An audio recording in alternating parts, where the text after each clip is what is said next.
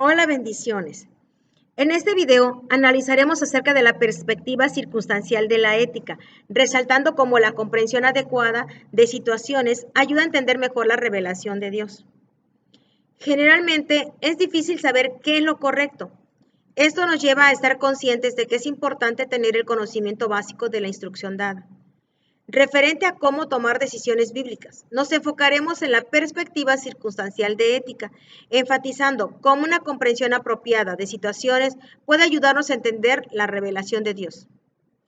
Existen tres dimensiones esenciales para cada pregunta ética, las cuales son la palabra de Dios, la situación y la persona en la toma de decisiones. En otras palabras, la perspectiva normativa, la perspectiva circunstancial y la perspectiva existencial. Para comenzar, iremos a la fuente fidedigna de información acerca de las situaciones éticas, la revelación. El contenido de la revelación. Existen tres tipos básicos de revelaciones. La revelación especial, que es la Biblia, la revelación general proveniente de la creación y la revelación existencial que viene de las personas. Estas revelaciones tienen en común que comunican un contenido en la forma de hechos. Hechos. A través de la revelación, Dios nos muestra hechos sobre Él, además de hechos sobre su voluntad, es decir, sobre lo que Él requiere. Es la revelación la que muestra cómo obedecer a Dios. Metas. La revelación también nos enseña acerca de las metas correctas para la conducta cristiana y la toma de decisiones. Cada tipo de revelación tiene las metas a considerar en la ética cristiana, es decir, las metas que Dios aprueba. La revelación especial enuncia que la meta más alta e importante es la gloria de Dios, de acuerdo a la primera carta a los Corintios, capítulo 10, versículo 31, en donde señala hacerlo todo para la gloria de Dios. La revelación general señala metas buenas y malas, pero enfatiza que se debe glorificar y además dar gracias a Dios, según Romanos capítulo 1, versículo 20 al 21, en donde menciona que la gloria de Dios en la creación muestra que alabar y agradecer a Dios es una prioridad. En la revelación existencial, en la vida del creyente, el Espíritu Santo es la principal fuente de dirección, además de habilitarnos y movernos a actuar de acuerdo a su propósito, de acuerdo a su meta, lo cual se confirma en Filipenses capítulo 2, versículo 13, que dice, porque Dios es el que en vosotros produce el querer como el hacer por su buena voluntad. Medios. Las escrituras nos enseñan sobre los medios éticos a través de ejemplos negativos y positivos. Como lo menciona Primera de Corintios capítulo 10 y versículo 11. Y estas cosas les acontecieron como ejemplo y están escritas para amonestarnos a nosotros. Ahora analizaremos la naturaleza de la revelación. Para el estudio de la naturaleza circunstancial de la revelación, primero es importante entender sobre la inspiración de las escrituras, considerando los hechos, metas y medios que forman parte de ella. Referente a la inspiración, se dice que las escrituras son considerados escritos humanos, pero que fueron divinamente inspirados. Es decir, con certeza podemos enunciar que el Espíritu Santo motivó y vigiló los escritos de los autores humanos para asegurarse que su contenido sea verídico. Esto fue un proceso que dio como resultado un significado unificado, en el que el Espíritu Santo y el autor humano pensaron lo mismo para comunicarlo. La Biblia respalda que el Espíritu Santo y los escritores humanos aportaron al contenido de las Escrituras. La naturaleza de la inspiración divina se encuentra en 2 de Pedro, capítulo 1, versículo 20 al 21, en donde se lee, ninguna profecía de la Escritura es de interpretación privada, porque nunca la profecía fue traída por voluntad humana, sino que los santos hombres de Dios hablaron siendo inspirados por el Espíritu Santo. En Mateo capítulo 2, versículo del 41 al 45, es un pasaje que indica que los escritores humanos también hicieron su aportación. Aquí se refiere a una conversación entre Jesús y los fariseos opositores. Y estando junto los fariseos, Jesús les preguntó diciendo, ¿qué pensáis del Cristo? ¿De quién es hijo? Le dijeron, de David. Él les dijo, pues como David en el espíritu le llama Señor, diciendo, dijo el Señor a mi Señor, siéntate a mi derecha hasta que ponga tus enemigos por estrado de tus pies. Pues si David le llama Señor, ¿cómo es su hijo? Con ese texto se refiere a que para poder entender lo que el Espíritu Santo quería decir en este versículo, primero es necesario saber que David lo escribió, además de saber el significado original que David intentó comunicar.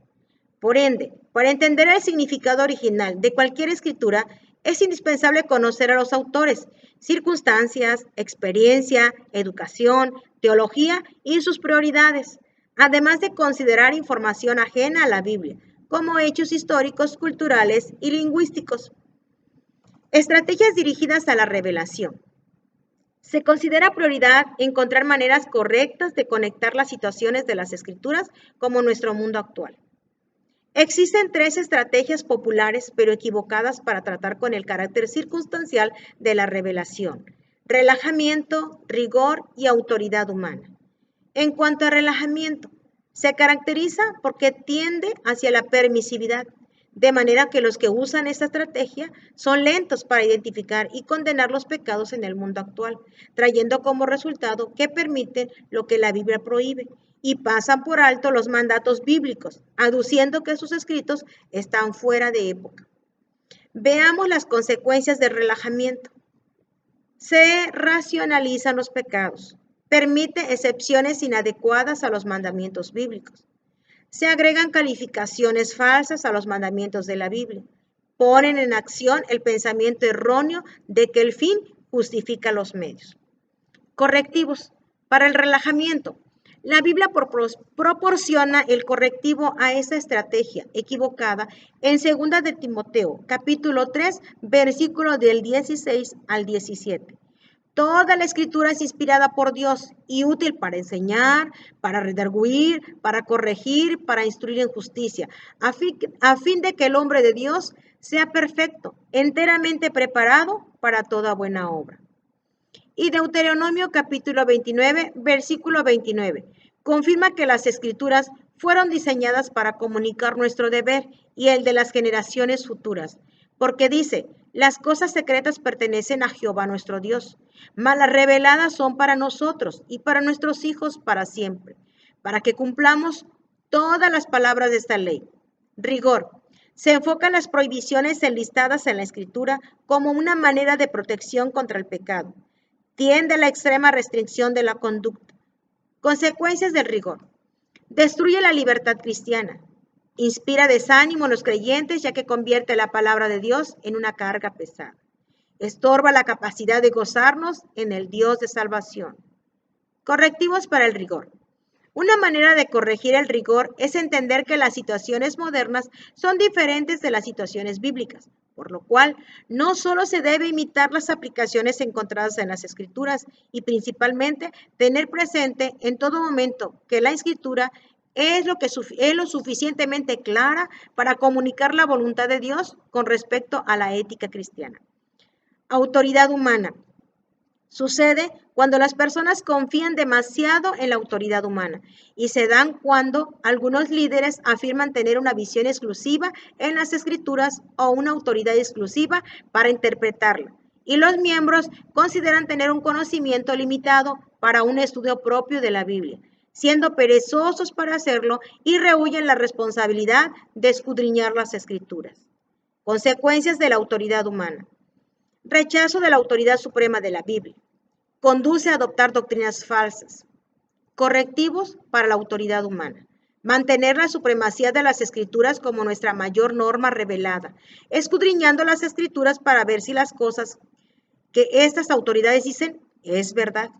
Aplicación de la revelación. El modelo para tomar decisiones bíblicas es: el juicio ético implica la aplicación de la palabra de Dios a una situación por una persona.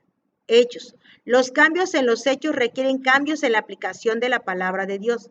Sin embargo, el carácter del Dios es inmutable.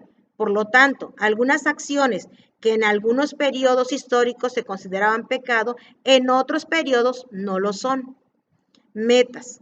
Todos los juicios éticos nos hacen considerar las metas modernas a la luz de las metas bíblicas y enfocamos en las similitudes y diferencias entre ellas.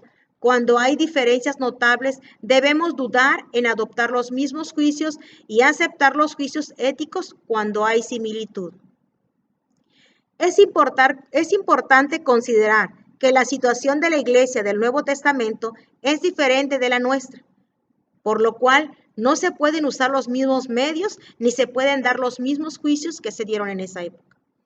Cada norma revelada a nosotros debe aplicarse con diligencia y sabiduría y alejarse de la simple imitación de la conducta de las Escrituras.